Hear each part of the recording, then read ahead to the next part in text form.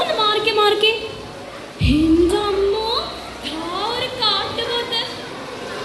കാടെവിടെ മക്കളെ, മേടെവിടെ മക്കളെ, കാട്ടുപുൽ തകിടിയുടെ വേരെവിടെ മക്കളെ. കാടും മേടും ഒരു തലമുറയ്ക്കപ്പുറം സ്വപ്നമായി മാറുന്ന ഒരു സമൂഹത്തിൽ നിന്നുകൊണ്ട് കാടിൻ്റെ സംരക്ഷണവും ഭൂമിയുടെ അവസ്ഥയും ഓർമ്മിപ്പിക്കുന്നു. പ്രശസ്ത കവി അയ്യപ്പ പണിക്കരുടെ നാടെവിടെ മക്കളെ എന്ന കവിതയിൽ പ്രചോദനം ഉൾക്കൊണ്ട് അരിക്കൊമ്പനിലൂടെ ഒരു യാത്ര.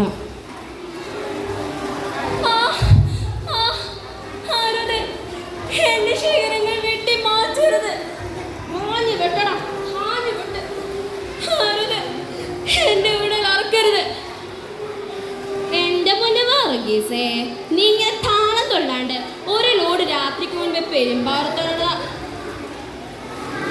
ഞാൻ സെറും സഹിയാം ഭൂമി മത. ഞാൻ എൻ്റെ മക്കളെ തേടി വന്നതാ. കാടിൻ്റെ മക്കളെ മാറി പിളർത്തിയും നേർക്കണ്ട് ചൂണ്ടിയെടുത്തും നിങ്ങൾ എൻ്റെ മക്കളെ കൊല്ലാതെ കൊന്നത് എന്തിനാ? ഹേയ് ഭൂമി മാത, നീ നിന്റെ മക്കളെ തേടുന്ന എവിടെയാണോ? ഇത് നാട്യരഥന്മാരുടെ നാട്.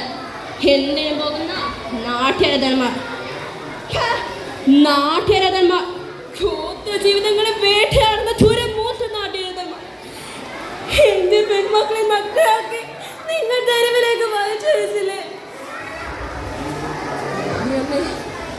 നിങ്ങൾക്കൊരു സങ്കടമുണ്ട്. സങ്കടമല്ല, പേടി, ജീവിക്കാനുള്ള പേടി.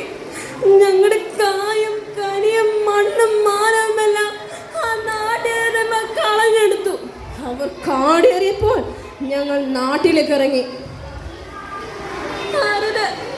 എന്നെ ഉപദ്രവിക്കരുത്. വിശപ്പ് സഹിക്കാനാവാതെ ഞാൻ ആരിക്കടയുണ്ടെന്ന് ആരെടുത്ത് ഭക്ഷിച്ചത്.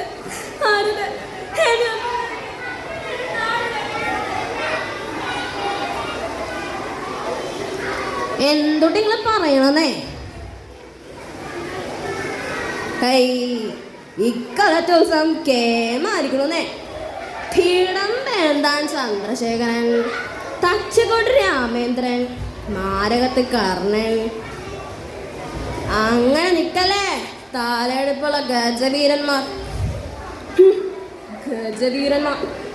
കാട് കയറി കാട്ടാനെ മെരുക്കി അവരുടെ ആവാസ വ്യവസ്ഥയെ തകർത്ത് വലിഞ്ഞു മുറുക്കി ചങ്ങലക്കിട്ട് നിങ്ങൾ അവരെ കൊല്ല ചെയ്തില്ലേ? നിങ്ങൾക്കിത് ഉത്സവകാലമായിരിക്കാം, പക്ഷേ എന്റെ മക്കൾക്ക് തീരാ ദുരിതകാലമാണ്. അടിമകളെ അടിമകളെ, ആനകളെ നാടുകളെ, നാടെവിടെ മക്കളെ, വേരെവിടെ മക്കളെ. കാട്ടിലെ പച്ചപ്പുകളെല്ലാം ഇല്ലാതായിരിക്കുന്നു. നിങ്ങൾ ഭയത്തോടെ നോക്കുന്ന ഈ കാട്ടുപോത്തും ആ അമ്മയുടെ മകനാ.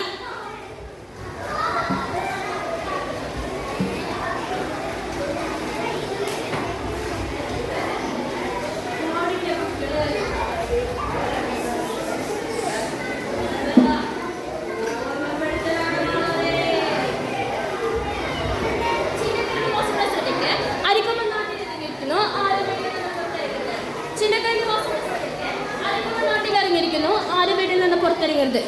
വെടിവെച്ച് വീഴ്ത്തണ കൊമ്പനെ. എന്തൊരു ക്രൂരതയാണിത്. വിശപ്പൊരു തെറ്റാണോ?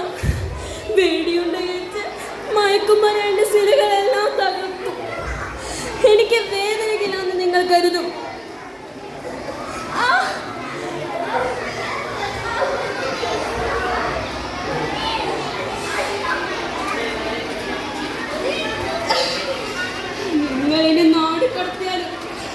മറ്റൊരു കൊമ്പൻ നിങ്ങൾ തേടിയെത്തും.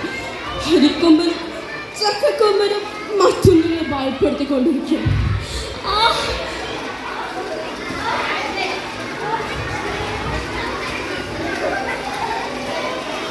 പ്രിയരെ, ഇന്ത്യൻ ജീവജാലങ്ങൾ കാടിറങ്ങി വരും. കാട്ടിലെ നേതാവായ സിംഹം വരുന്നതോടെ അവർ ഈ നാട് ഭരിക്കും. കരുതിയിരിക്കുക. നന്ദി.